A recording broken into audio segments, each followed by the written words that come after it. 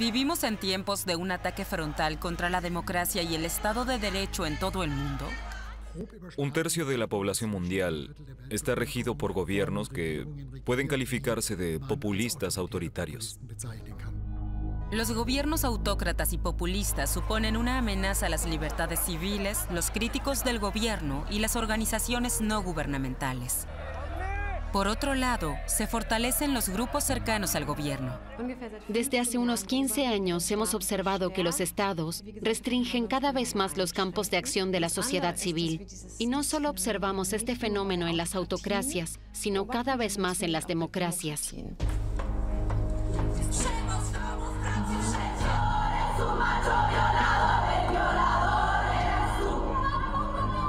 No solo los activistas individuales, incluso ONGs que operan a nivel mundial se han convertido en el blanco de los gobernantes.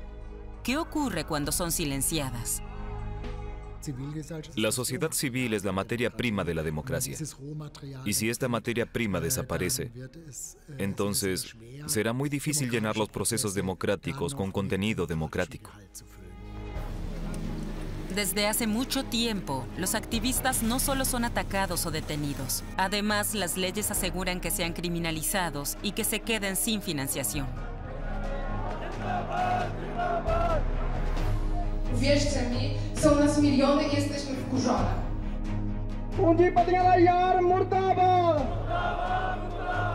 Se intimida a activistas y defensores de derechos civiles.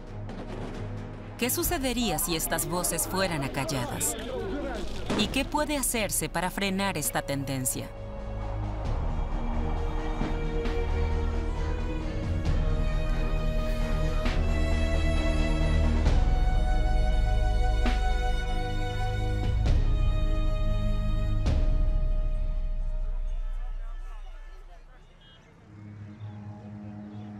India, la democracia con la mayor población del mundo. Una potencia económica en crecimiento que necesita muchas materias primas. Los ambientalistas que ejercen críticas se ven sometidos a una creciente presión. Arena, materia prima para cemento, muros, ventanas, chips de computadoras. Un negocio multimillonario. La arena del desierto no es adecuada para la producción de hormigón. Por eso la extracción de arena de río es tan lucrativa como destructiva. Se generan paisajes con cráteres, pozos profundos que bajan el nivel del agua, cauces de ríos barridos y, como consecuencia, la extinción de especies. Ashish Sagar lleva 10 años documentando las actividades de la industria de la arena en la India. Aunque los operadores de las minas poseen una licencia, Sagar está convencido de que extraen mucha más arena de lo que está permitido, y además por medio de métodos prohibidos.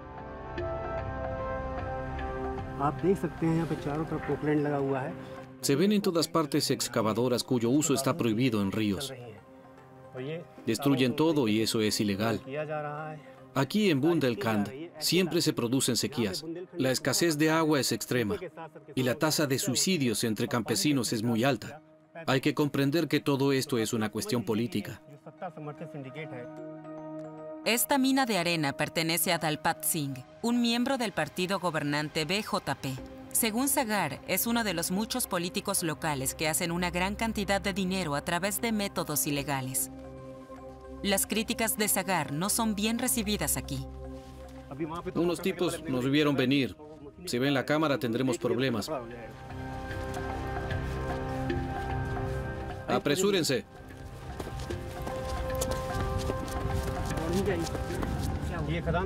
La gente de la mina nos persigue. No te detengas, continúa. Continúa. Si nos atrapan, nos dispararán y destruirán nuestras cámaras. Tienen pistolas y otras armas. Ya me han atacado 2 veces.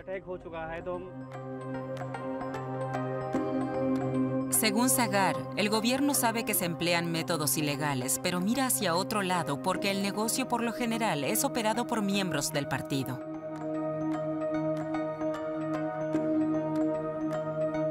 Ashish Sagar filma videos de estos atentados ambientales para una ONG. Es uno de los 200 periodistas locales que trabajan para Video Volunteers. En sus redes sociales denuncian ilegalidades de las que nadie habla.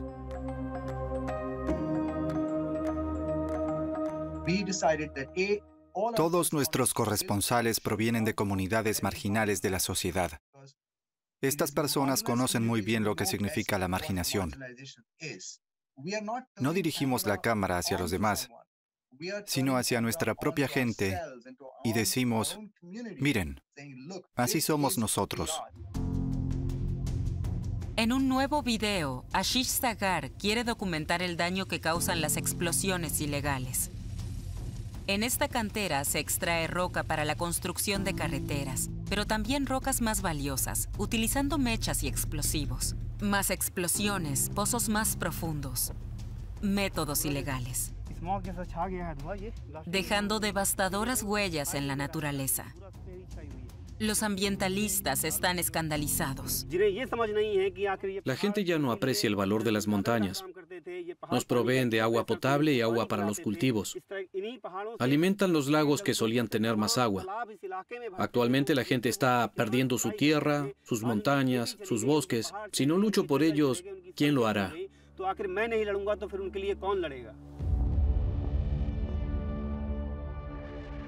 El resultado de los métodos ilegales con explosivos. El agua subterránea se abre paso hacia la superficie. También tiene como resultado pozos vacíos y sequías. Está en juego el sustento de cientos de miles de campesinos. Por la noche, Sagar se topa con una caravana de camiones de arena que llevan el botín a otras ciudades de la India.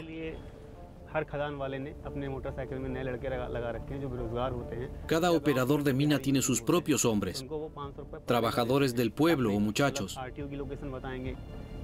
Reciben 500 rupias al día. Espían dónde está la policía y les dan luz verde a los camiones. No podemos bajarnos. Si esos criminales nos ven, nos atropellarán. Ya sucedió muchas veces.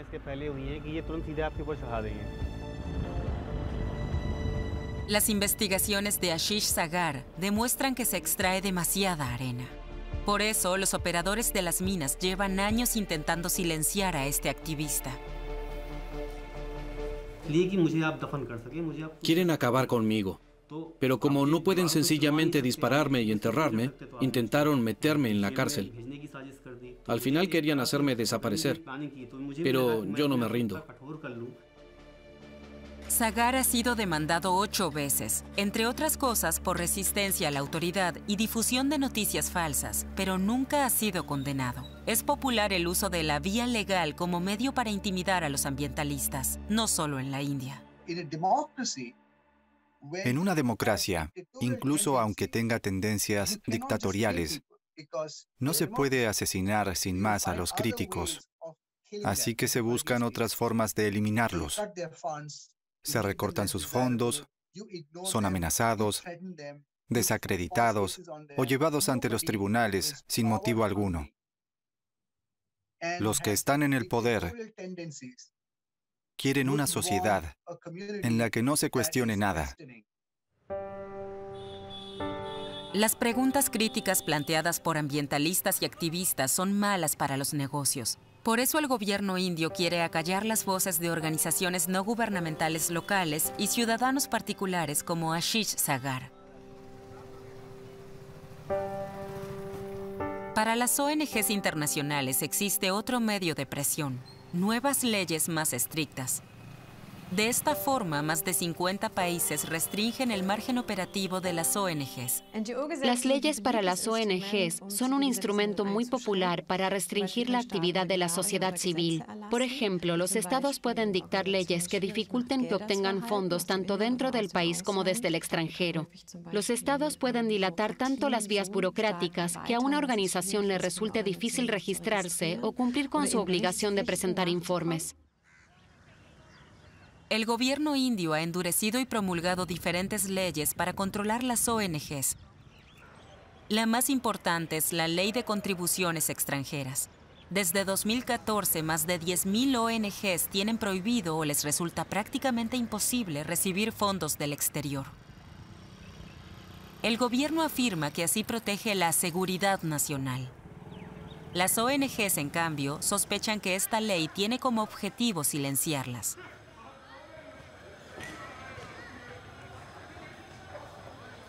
La filial india de Greenpeace tampoco puede recibir fondos desde el extranjero desde 2015. La acusación del gobierno es que las acciones de Greenpeace obstaculizan el crecimiento económico del país. El director de Greenpeace India, Vinu Jacob, lo considera una acusación inventada y asegura que mediante la ley y las disputas legales se quiere impedir el trabajo de la ONG. Somos una organización ambientalista y ahora una gran cantidad de nuestra energía se destina a procesos judiciales y audiencias. No es la mejor manera de utilizar nuestros recursos.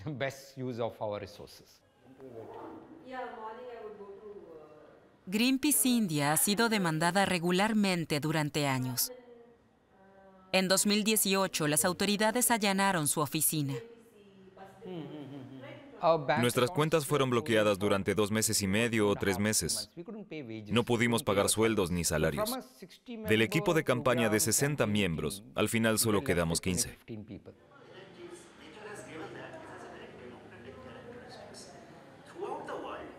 Jacob está seguro de que Greenpeace India no está infringiendo la ley de ONGs.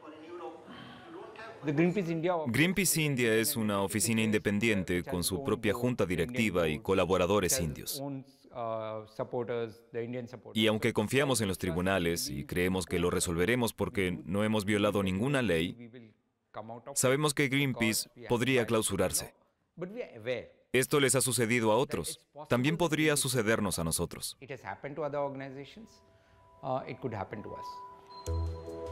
Las ONGs solo pueden defenderse con perseverancia, buenos abogados y mucho dinero. De lo contrario, se arriesgan a tener que cerrar. En 2020 se volvió a endurecer la ley de financiación extranjera. Ahora se le dificultó la entrada de dinero especialmente a las pequeñas ONGs locales. Es un ataque a toda la sociedad civil organizada.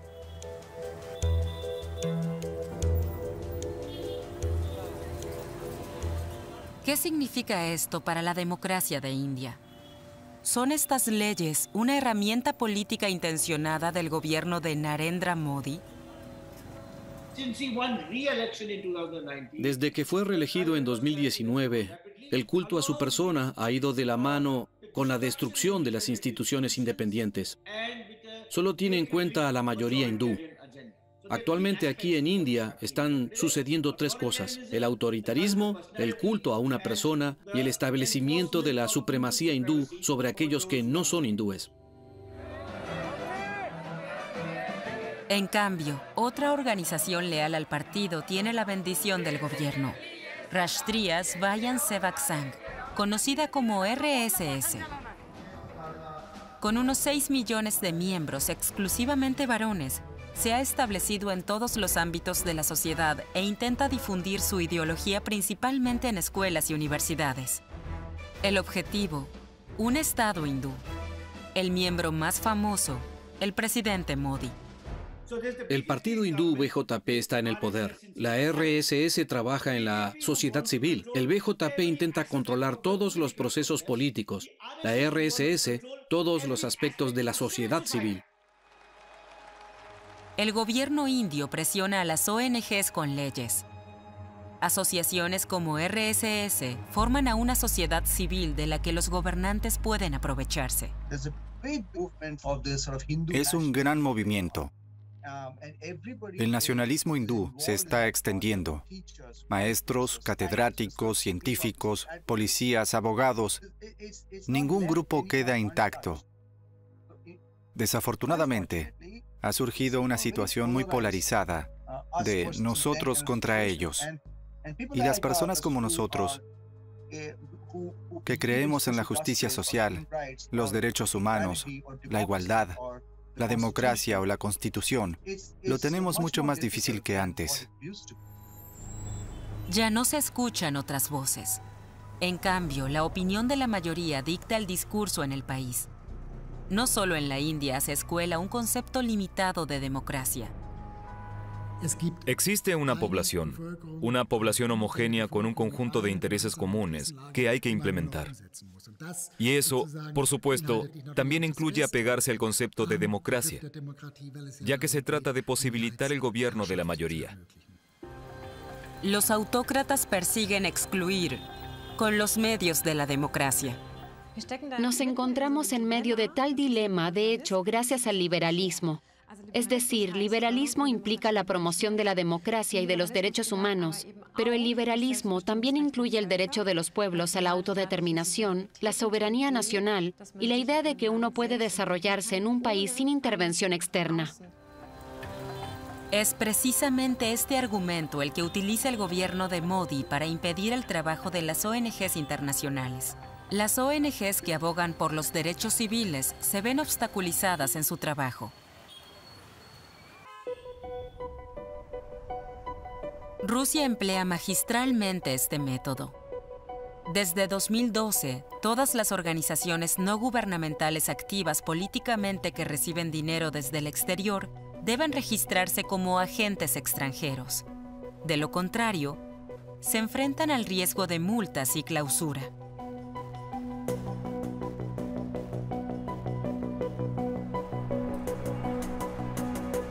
La Organización de Derechos Humanos Memorial también figura desde 2016 en la lista de agentes extranjeros y por lo tanto cuenta con el apoyo de equipos extranjeros, por ejemplo de Anke Giesen en Berlín.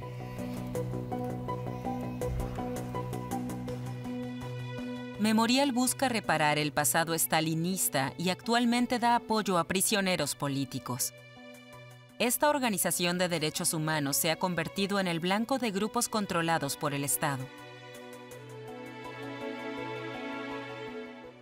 Hay otro fenómeno, que es, por así decirlo, una sociedad civil falseada.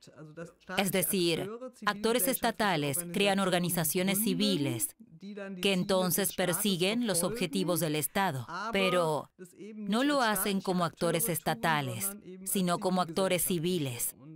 Y de esta manera el Estado entonces puede avanzar sobre ciertos procesos sociales que le agradan y decir, esto viene de la sociedad civil. Estas ONGs falsas son creadas en parte directamente por el Ministerio del Interior o el Servicio Secreto. Este grupo tuvo en la mira una exposición de Memorial en 2016. Hace años tuvimos el caso en el que un tal movimiento de liberación popular se plantó frente al edificio con carteles que decían: Memorial es un espía estadounidense.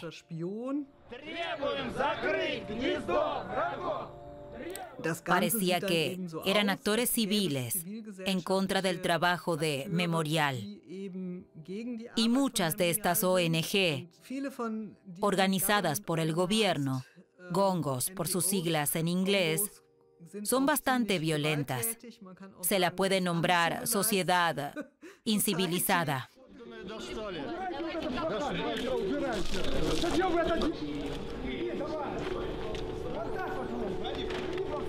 Ataques como estos contra un crítico de Putin en Moscú tienen como objetivo intimidar a los activistas. El gobierno utiliza estos conflictos montados para su propaganda contra las ONGs.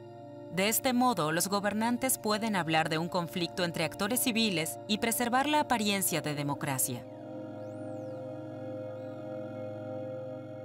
Como el actual gobierno desconfía mucho de un proceso social descontrolado, entonces intenta amordazar a la sociedad civil, pero prácticamente sin suprimirla, porque eso tampoco se vería bien a nivel internacional, ya que quiere seguir manteniendo la apariencia de un país normal y moderno. Al mismo tiempo, Putin no deja ninguna duda de que está dispuesto a luchar contra opiniones críticas con toda severidad y por todos los medios. El padre de Chana Netsova, Boris Nemtsov, se desempeñó como viceprimer ministro con Yeltsin y en ocasiones fue mencionado como posible sucesor. Después de la elección de Putin, Nemtsov se convirtió rápidamente en uno de sus adversarios más fuertes. Soy prácticamente un veterano político No tengo planes de convertirme en presidente o de hacer carrera. Mi objetivo es liberar a Rusia de maleantes y ladrones y de Putin. El 27 de febrero de 2015, estaba cruzando el puente frente a la muralla del Kremlin y mientras caminaba fue abatido a disparos.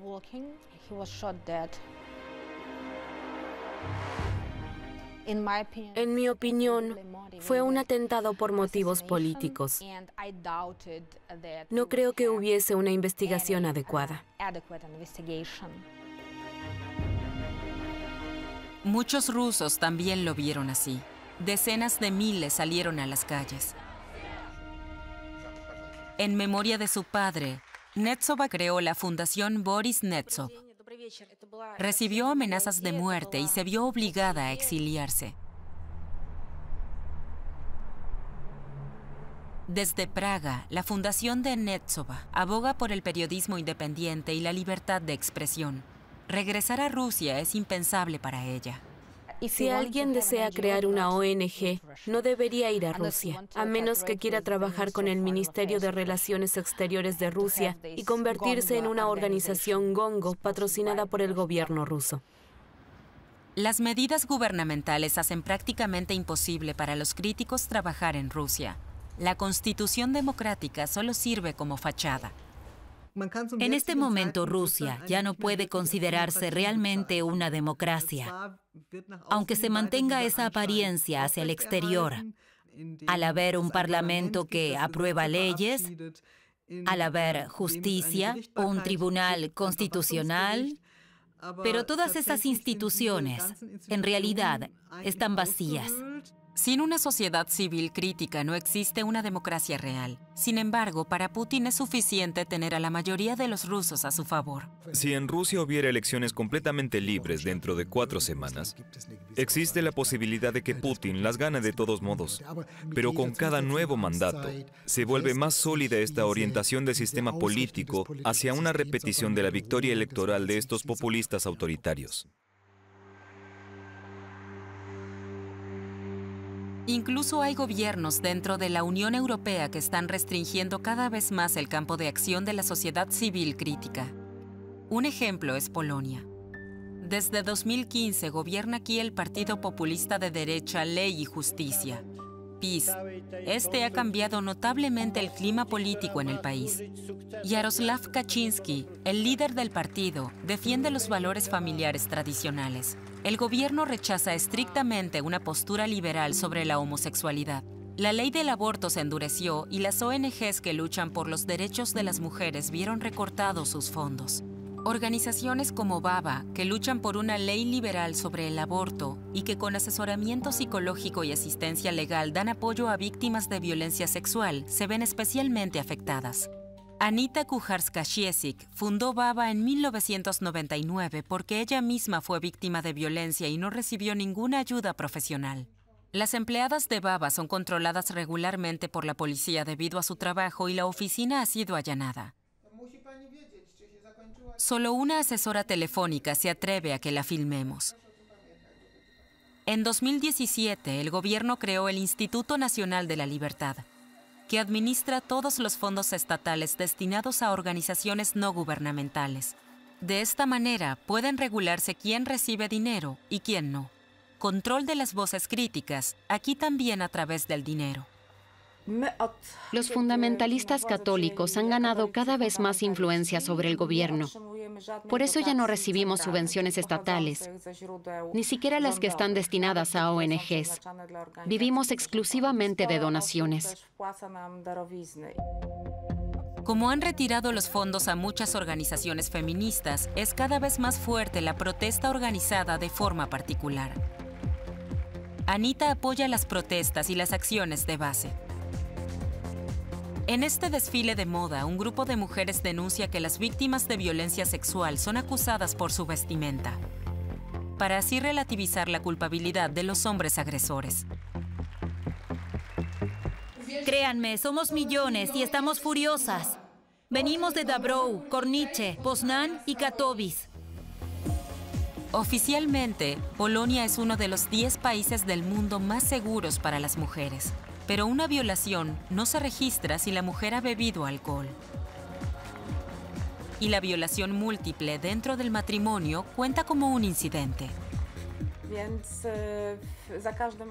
Cada vez que hablamos de los derechos de las mujeres o de las víctimas de violencia, el Estado nos acusa de destruir las tradiciones polacas y la santidad de la familia polaca, así como de difundir la ideología LGBT y de género. Ese es su único argumento. El gobierno del PiS tiene éxito con su estrategia de defender los valores tradicionales. Las ONGs que ponen en peligro este éxito deben enfrentarse a nuevas leyes que limitan su influencia. En Polonia, el gobierno y la Iglesia Católica forman una unión de valores que permite una sola forma de vida tradicional.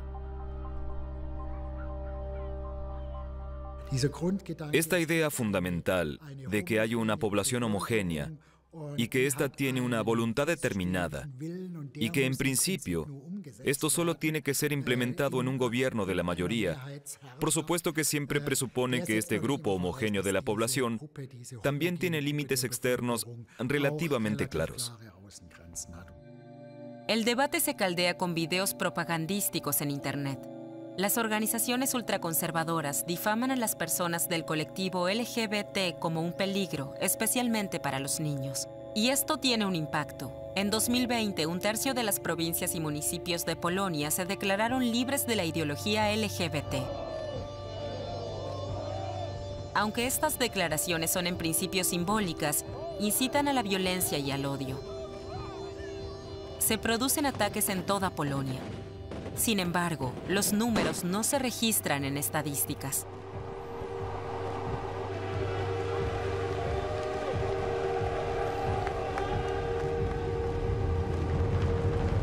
El Instituto Ordo Iuris es el motor de la lucha sobre valores y modelos tradicionales.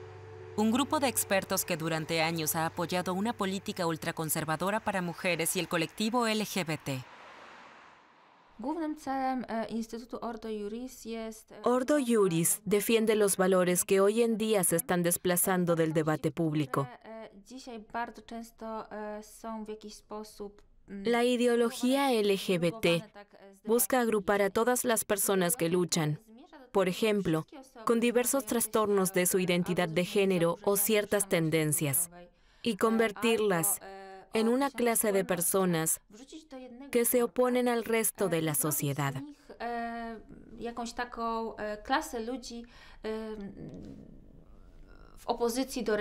En este sentido, nos oponemos a este movimiento radical. Ordo Iuris tiene una amplia influencia sobre el gobierno y la sociedad. El cofundador Aleksander Stepkowski es el portavoz de la Corte Suprema de Polonia. Según nuestro recuento, más de 30 personas de Ordo Iuris están relacionadas con el más alto nivel de poder político de Polonia. Trabajan en los ministerios, en el Palacio Presidencial o en los órganos judiciales y legislativos. De este modo pueden influir fácilmente en el Estado e intimidar a la población. En octubre de 2020, el Tribunal Constitucional polaco endureció la ya estricta ley del aborto. Ahora las mujeres no pueden abortar por graves malformaciones ni enfermedades incurables del feto. El dictamen legal proviene de Ordo Iuris. Sin embargo, muchos ven el fallo muy lejos de ser una victoria de los derechos humanos. Anita Kucharska-Ciesik y sus compañeras también están preparando manifestaciones. Se inspiran en las feministas argentinas que después de 30 años de lucha lograron recientemente la liberación de la ley del aborto. Como ellas, llevan pañuelos verdes durante sus protestas. Este es el símbolo de la lucha, el símbolo de todas las mujeres. Se me llenan los ojos de lágrimas cuando recuerdo a la gente en la calle. Este acto es increíble.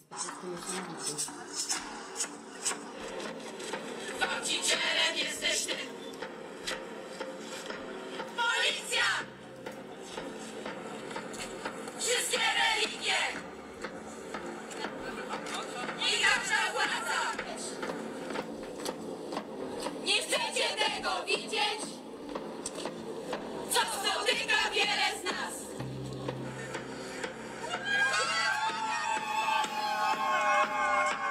Solo de escucharlo se me pone la piel de gallina. Lo mismo debería suceder en El Polonia. movimiento se extenderá. La sociedad civil polaca sigue alzando la voz.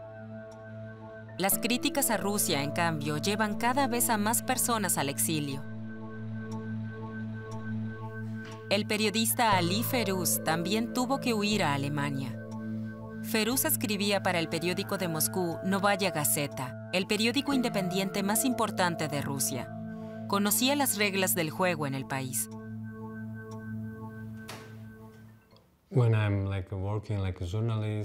Cuando trabajaba como periodista en Novaya Gazeta, sabía que mi vida estaba en peligro, porque los periodistas a menudo son atacados y algunos de mis colegas incluso los han asesinado. Estas cosas ocurren a menudo. Solo en los últimos 10 años fueron asesinados 5 periodistas y un abogado de Novaya Gazeta. Feruz escribía sobre la migración y las minorías, temas candentes en Rusia. Sabía que criticar al gobierno podía ser peligroso.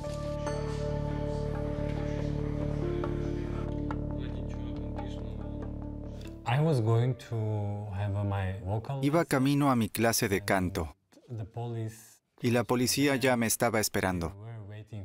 Cuando me vieron, dijeron, «Ahí está, este es». Hola, me han detenido y me están llevando a la comisaría. Fui arrestado por el teniente Kalashnikov.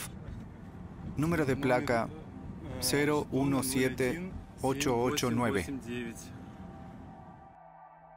Los padres de Ali Feruz son rusos, pero él nació en Uzbekistán. Según la ley rusa, tiene derecho a la ciudadanía rusa. La solicitó, pero aún no la ha recibido.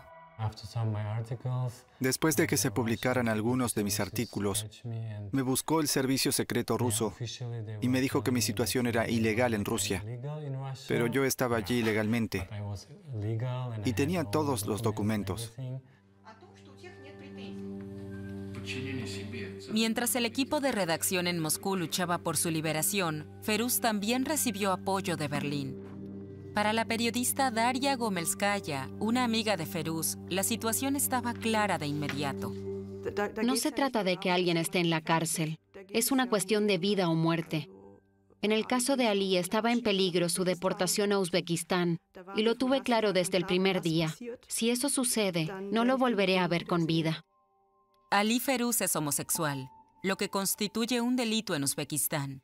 Él dice que en caso de deportación se enfrentaría a encarcelamiento y tortura, como ya ocurrió una vez cuando con poco más de 20 años cayó en manos del servicio secreto uzbeco. Te clavan agujas debajo de las uñas. Es un dolor infernal.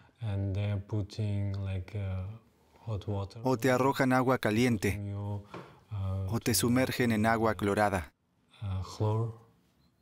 No quieren matarte, pero te causan tanto dolor que crees que estás muriendo. Daria Gomelskaya sabía que Ali Feruz no volvería a pasar por esa tortura.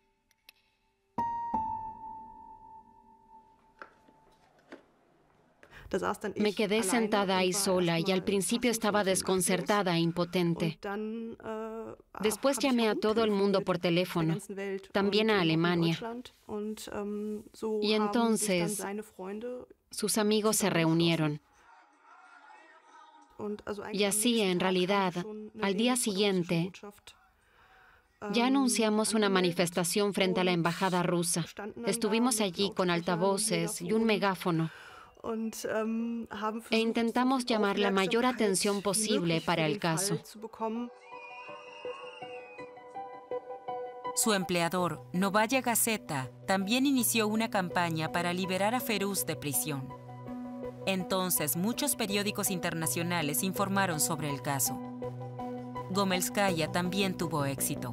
Se llevaron a cabo campañas de solidaridad en Alemania, Rusia y otros países. Después de 6 meses de protestas internacionales, la Corte Suprema de Rusia anuló la decisión de deportar a Feruz a Uzbekistán. La insólita justificación: Un ciudadano extranjero no puede ser detenido indefinidamente.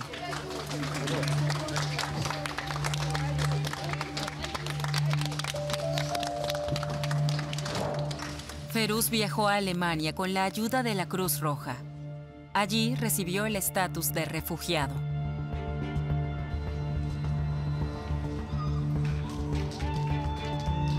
Aún no se ha aclarado por qué fue arrestado Feruz. Él sospecha que el factor decisivo fue un artículo crítico sobre el presidente de Uzbekistán. Para mí, ser periodista es como una misión. Es muy importante brindarle a la sociedad información sensible e importante para que pueda reaccionar y reflexionar e iniciar cambios en la sociedad. Putin usa a Europa y el movimiento LGBT como enemigos. Ofrece a sus partidarios protección contra estos supuestos enemigos desde fuera y desde dentro. Esta es una característica de todos estos movimientos. Identifica a diferentes grupos que entonces pasan a ser excluidos. Se tocan, por así decirlo, emociones más profundas de la pérdida de estatus, de la familia, del hombre, que en este momento no tienen nada que ver con la política de igualdad de género. Muchas voces críticas están en el exilio, como la periodista Chana Netsova. Mediante seminarios quiere dar apoyo a sus compañeros que aún trabajan en Rusia. En estos cursos, periodistas jóvenes aprenden de colegas experimentados cómo informar de forma independiente. Hay un gran ataque al periodismo. Putin sabe exactamente lo que está haciendo. Lo primero que hizo cuando asumió la presidencia fue luchar contra las cadenas de televisión independientes. Quería hacerse con el control de todas las emisoras nacionales y ahora sirven al Estado. Sabe exactamente lo importante que es el periodismo, porque las palabras pueden ser muy, muy poderosas. Con estos cursos, Netsova quiere brindar apoyo a sus colegas, porque el gobierno entiende los reportajes independientes como oposición y los periodistas son tratados en consecuencia. El problema que surge a menudo es que una amplia parte de la población apoya estas medidas. Si tenemos a la población del lado de un gobierno restrictivo, difícilmente se puede acusar de que no se actúa democráticamente.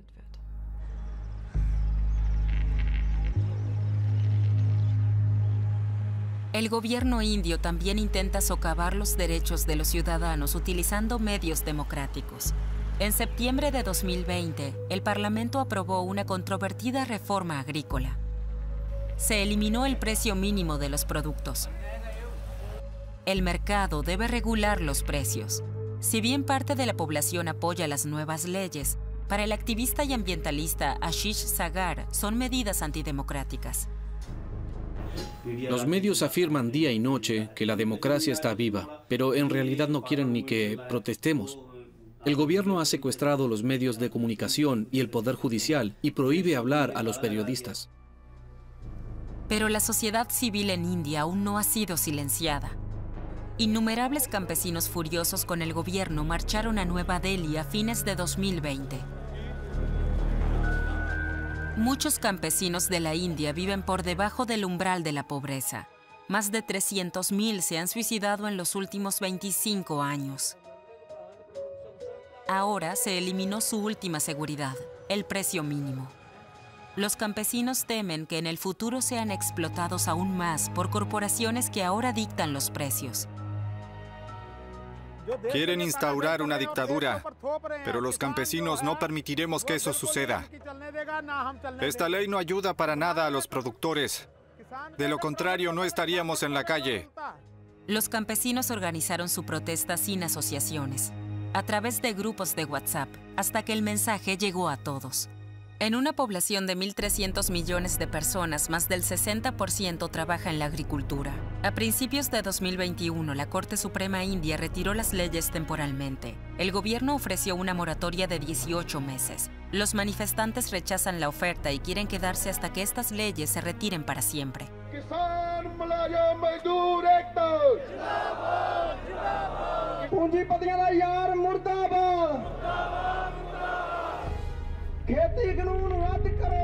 Las protestas se convierten en un punto de inflexión para la democracia india. Aunque Modi arresta a periodistas independientes y les corta internet a los agricultores, las protestas siguen aumentando. Son las mayores desde que Narendra Modi está en el poder, quizás las más grandes en la historia del país. Una victoria para la sociedad civil. En Rusia, decenas de miles de personas también salen a las calles tras el arresto de Alexei Navalny. Los rusos no quieren un autócrata. No quieren a Putin para siempre. Ya basta. En Polonia, el fallo de la Corte Constitucional que prácticamente prohíbe el aborto ha sido la gota que colmó el vaso. Las mujeres llevan meses protestando en Varsovia y en todo el país. Para los gobernantes, las protestas no son más que histeria. Para la generación más joven y la sociedad civil en conjunto, es un rayo de esperanza. Las sociedades civiles tienen poder, realmente pueden impulsar cambios. Y eso hizo que muchos dictadores y autocracias de todo el mundo se preocuparan y se dieran cuenta de que la actividad civil organizada puede ser peligrosa para ellos. Defensores de derechos civiles, ONGs y activistas están en la mira del autoritarismo, pero no se dejan silenciar. Su protesta es una señal de la fuerza de los ciudadanos, que son la base de la sociedad civil.